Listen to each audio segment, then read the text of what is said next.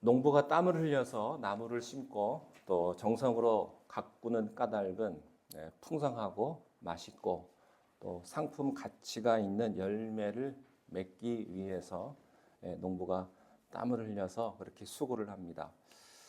예수님께서 포도나무 비유를 말씀을 하셨는데 하나님을 농부로 또 예수님을 나무로 우리를 가지로 비유하셨습니다.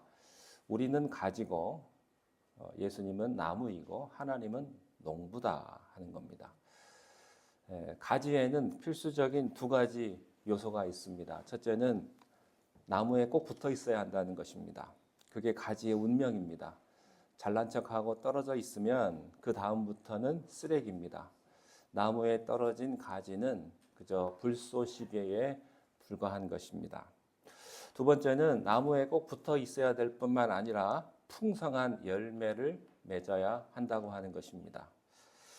풍성한 열매를 맺지 못하는 가지는 농부가 그 가지를 꺾어 버린다고 하는 것이죠. 이게 가지의 운명입니다. 반드시 예수님에게 나무에게 가지가 붙어 있어야 하고요. 그 가지가 주는 영양을 공급받아서 열매를 맺어야 한다고 하는 것이죠.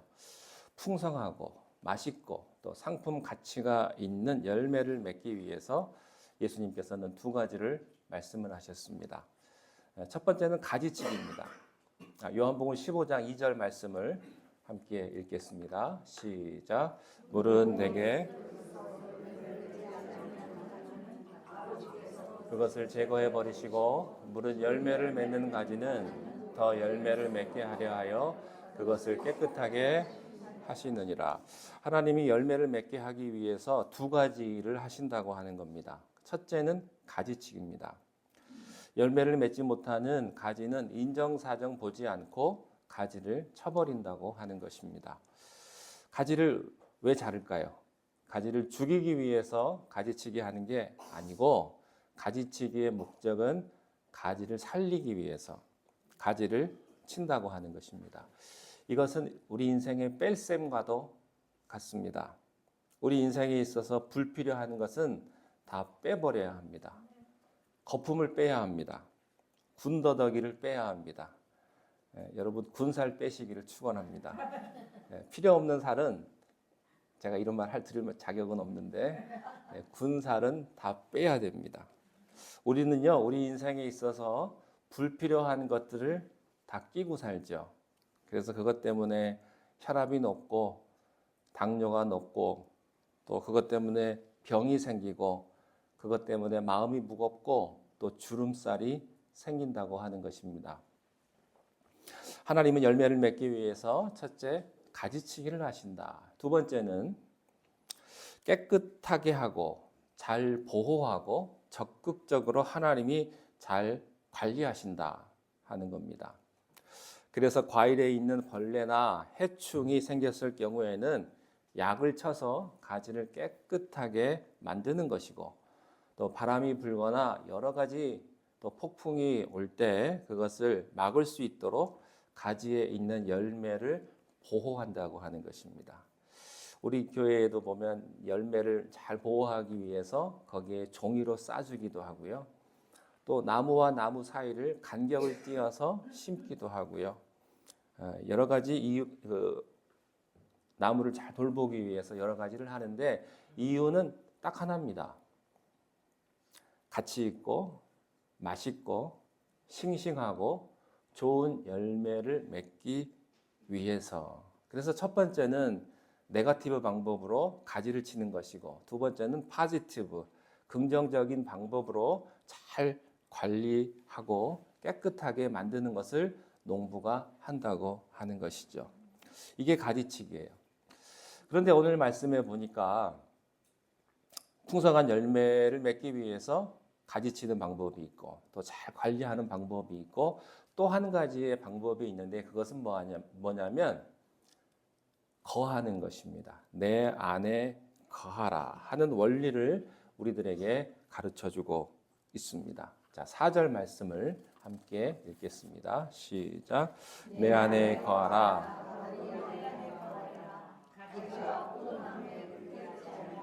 스스로 열매를 맺을 수 없음 같이 너희도 내 안에 있지 아니하면 여기서 거한다 이 말씀의 뜻은 무엇일까요? 최소한 한 세 가지 정도로 생각할 수가 있겠습니다.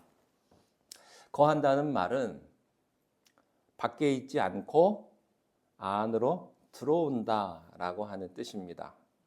문 밖에 서성대지 말고 안으로 들어오라고 하는 것이죠. 교회 밖에서 서성대시는 분들은 교회 안으로 들어올 수 있게 되시기를 축원합니다. 예수를 믿는 것도 아니고 안 믿는 것도 아니고 어정쩡하게 교회 다니시는 분들은요, 열매가 없다고 하는 거예요. 거하라 하는 말은 아웃사이더가 되지 말고 인사이더가 되라, 그런 말입니다. 이것을 조금 더 해석을 하면 이런 뜻입니다. 인생을 아웃사이더로 살지 말라는 거예요. 어떤 분들은 보면요, 참여자가 아니라 방관자가 있고요, 주체가 아니고 객체가 있고요, 주인이 아니고 늘 손님으로 살아가는 사람이 있습니다. 그 사람에게는요, 이상하게 허무 의식과 더불어서 늘 이방 의식이 있는 거예요. 한 발짝 떨어져서 참여하지 않는 거예요. 이게 굉장히 멋있어 보입니다. 굉장히 문학적으로 보인다고도 할 수 있겠죠. 자기는 늘 애뜨랑제로 살아간다고 하는 것이죠. 여러분, 이방인의 특징이 뭔지 아세요? 외롭다는 거예요. 방황한다는 것입니다. 여러분, 문 밖에 서 있으면 방황하게 되어 있습니다. 어떤 분들은 이런 분들이 있어요. 결혼을 했어요. 그리고 아이까지도 있는데 자기 부인을 한 여자로 보는 사람이 있어요. 자기 부인으로 보지 않고. 또 어떤 사람은요, 자기의 자녀를 남의 자식 보듯 하는 사람이 있습니다. 자기 자식인데 얘기하는 거 들어보면 꼭 남의 자식 얘기하는 것 같아요. 자기는 항상 타인이에요. 너는 너고 나는 나고. 예? 그렇게 계약하듯이 살아가는 사람이 있어요. 관계가 없는 거예요. 제가 이런 분들 봤어요. 남편이 일을 하고서 이제 생활비를 줘야 되는데 아내는 전업주부이기 때문에 뭘로 살림을 하겠어요. 네가 벌어와라 이거예요. 내 돈은 내가 쓴다. 그런 분도 있더라고요. 너는 너고 나는 나다. 결혼을 해도 그런 사람들이 있더라고요. 부인 야단치는 거 보면요, 꼭 남의 여자 충고하듯이 그렇게 말하는 사람이 있습니다. 아주 멋지게 객관적인 입장에서 자기 부인이라는 생각을 안 하는 거예요. 여러분, 이 남자가 자기 남편이라고요. 그래서 이 사람 생각에는 항상 아웃사이더라는 생각이 있는 거예요. 직장을 다녀도요, 꼭 남의 직장 얘기하듯이 해요. 자기 직장인데. 교회도요, 남의 교회 얘기하듯 하는 거예요. 자기가 다니는 교회인데, 자기가 예배 드리는 곳인데 꼭 남의 교회 얘기하듯이 이 교회가 어쩌고 저 교회가 어쩌고 이렇게 얘기하는 사람이 있습니다. 여러분, 이 교회가요, 여러분 교회라고요. 남의 교회가 아닙니다. 아파도 내가 아픈 거고요. 10손가락 깨물어서 안 아픈 손가락이 어디 있어요? 교회 실수는 내 실수고 교회 부족한 것은 내가 부족한 거고, 이런 아픔을 가지고 살아가는 거예요. 여러분의 가족이 아프면 내가 아픈 거예요. 여러분의 자식이 잘못된 건 여러분이 잘못된 거라고요. 여러분의 아내가 잘못된 걸 왜 남이 잘못한 거라고 그렇게 생각을 하십니까? 여러분이 잘못한 거지. 내가 잘못한 거고, 여러분의 자식의 잘못은 여러분의 잘못이라고 하는 사실이죠. 그래서요, 잘못했다고 쉽게 야단칠 수가 없는 거예요. 그러면 당신은 뭐냐 이거예요.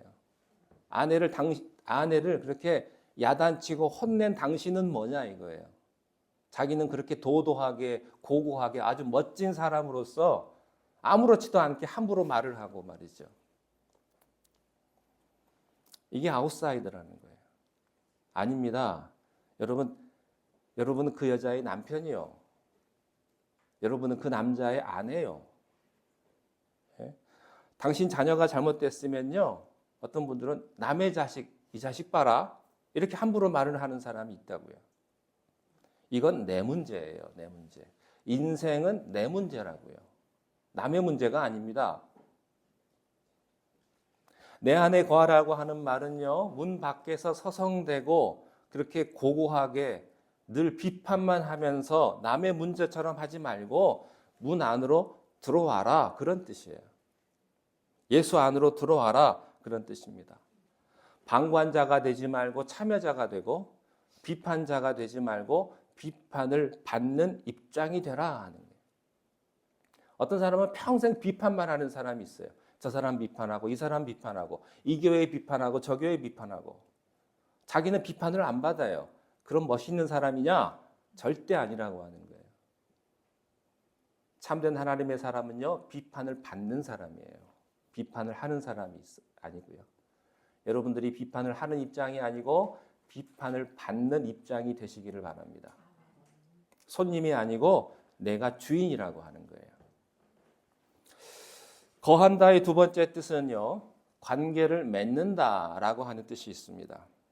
그것은요, 어떤 사람이 내 집에 들어왔는데 내 집에 들어와도 나와 관계가 없을 수가 있어요. 예수 믿는다라는 얘기는 예수님과 관계를 맺는다, 이런 뜻입니다.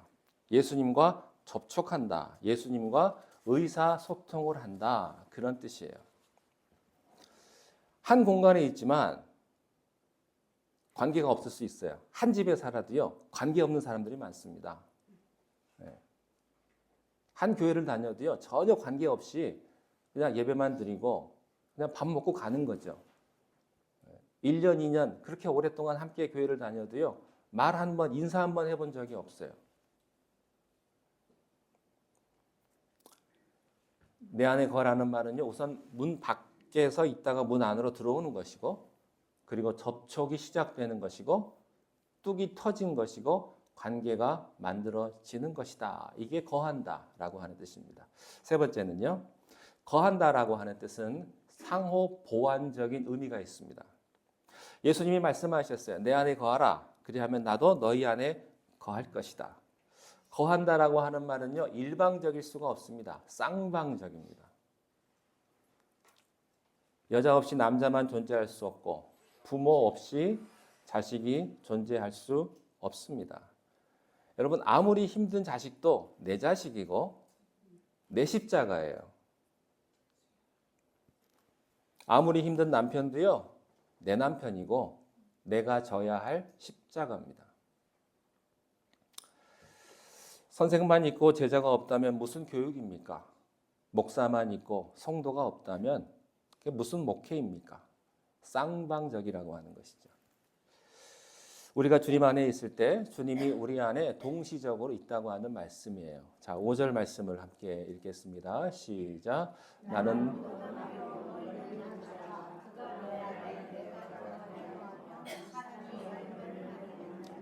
나를 떠나서는 너희가 아무것도 할 수 없습니다. 오늘 본문에서 예수님께서 말씀하신 포도나무의 비유를 세 가지의 뜻을 우리가 알 수가 있습니다. 예수님께서 왜 우리들에게 포도나무 비유를 말씀해 주셨나? 첫 번째는 나를 떠나서는 너희가 아무것도 할 수 없다는 것을 가르쳐 주기 위해서입니다.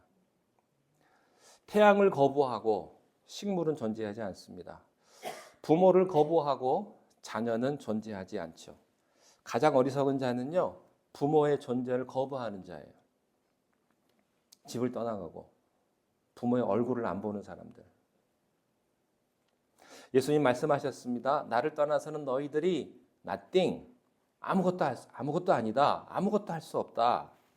이 영적 진리를 우리들에게 가르쳐주고 싶으신 거죠. 너는 스스로 혼자 존재하지 못한다 라는 말이에요. 여러분, 인간은 하나님 없이 스스로 존재할 수 없는 존재예요. 예수님을 거부하면 무슨 일이 생깁니까? 하나님께로 가는 길이 막히고 구원의 길이 막히고 축복의 길이 막히는 거예요. 나를 떠나서는 너희가 아무 의미가 없는 것이다. 예수 그리스도를 떠나서는 기독교가 아무 의미가 없는 것입니다. 나를 떠나서는 아무것도 너희들이 할 수가 없다. 자, 6절 함께 읽습니다. 시작. 사람이 내 안에 거하지 아니하면 가지처럼 밖에 버려져 마르나니 사람들이 그것을 모아다가 불에 던져. 가지나무를 떠나면 쓰레기입니다. 불쏘시개에 불과합니다. 두 번째, 포도나무의 비유의 메시지는 기적은 날마다 일어난다 하는 거예요. 기적은 날마다 일어난다. 여러분들에게 기적이 날마다 일어나기를 축원합니다. 기적은요, 다른 게 아니에요. 아무것도 없는 가지에 탐스러운 열매가 맺혀지는 게 기적입니다. 저주받은 게 뭔지 아세요? 그 가지에 열매가 맺혀지지 않는 게 저주예요. 저는 여러분의 삶에 이런 기적 같은 축복이 있기를 바랍니다. 때에 따라서 풍성한 열매를 맺는 거예요. 자, 7절 읽겠습니다. 시작. 너희가 내 안에 거하고 내 말이 너희 안에 거하면 무엇이든지 원하는 대로 구하라. 그리하면. 자, 왜 기적이 일어날까요?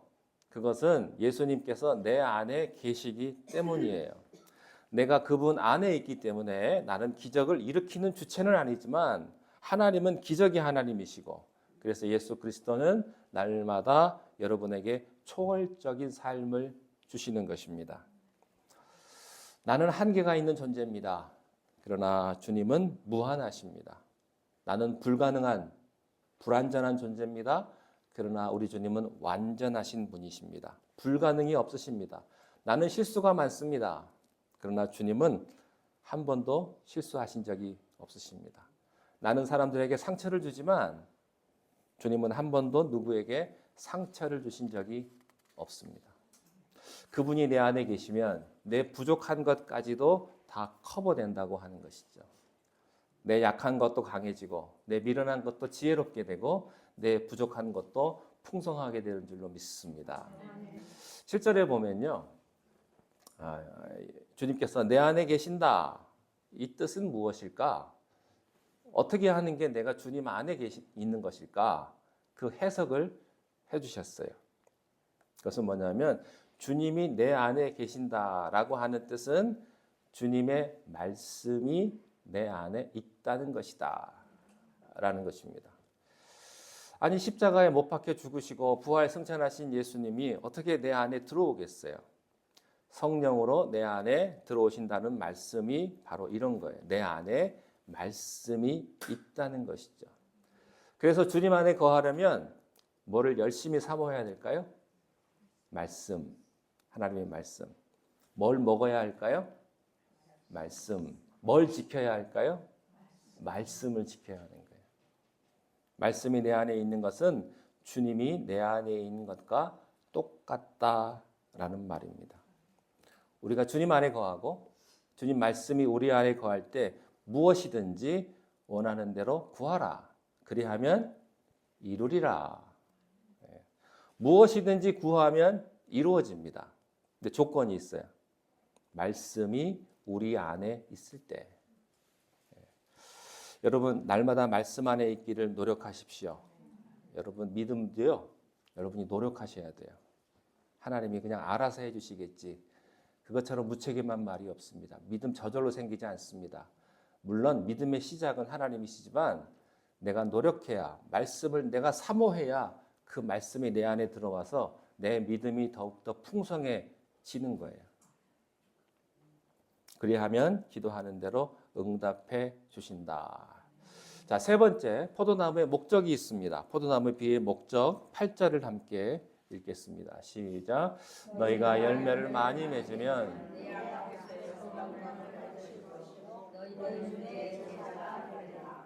열매를 많이 맺는 목적은요, 두 가지예요. 첫째, 하나님께 영광을 돌리기 위하여. 두 번째, 내가 예수님의 제자가 된 것을 확인시켜 주는 것입니다. 여러분, 열매는 하나님의 영광의 표입니다. 하나님 아버지의 관심은요, 우리들이 예수 그리스도로 말미암아 많은 열매를 풍성하게 맺는 데 있는 것이죠. 내가 열매를 맺으면요, 쉬운 말로요, 하나님이 너무 기뻐하세요. 근데 내가 열매가 없잖아요? 그러면요, 하나님이 할 말이 없으세요. 가을에 감나무에 감이 주렁주렁 열리면요, 농부가 기쁜 거예요. 근데 감이 하나도 없다. 농부의 마음은 좌절하게 되는 거죠. 그런데 내가 열매를 맺고 내가 충만하면 하나님이 만족하신다. 하나님이 기뻐하신다. 하나님이 너무 좋아하신다. 예. 그래서 하나님이 뭘 받으세요? 영광을 받으시는 거예요. 하나님이 영광 받으시는 건 하나님이 기뻐하셔야 돼요.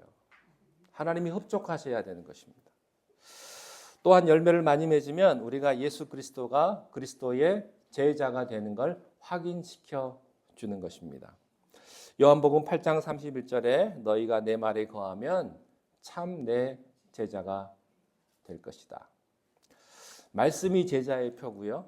그다음에 두 번째, 사랑이 너희가 서로 사랑하면 내 제자인 줄 알. 사랑이 제자의 표고요. 세 번째, 열매가 제자의 표인 줄로 믿습니다.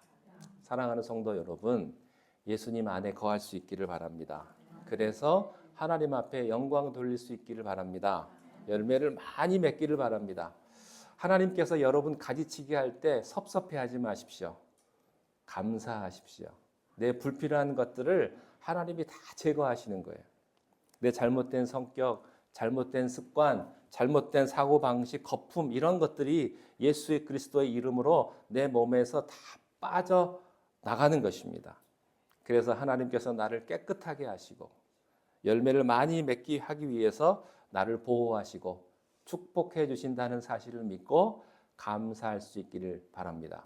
아멘. 내 안에 거하라. 나도 너희 안에 거하리라.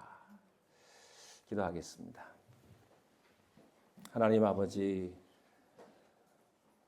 우리에게 열매를 허락하셔서 많은 열매로 하나님 앞에 영광 돌리게 하시고 예수 그리스도의 제자의 모습으로 살아가게 인도하여 주시옵소서. 예수님의 이름으로 기도하옵나이다. 아멘.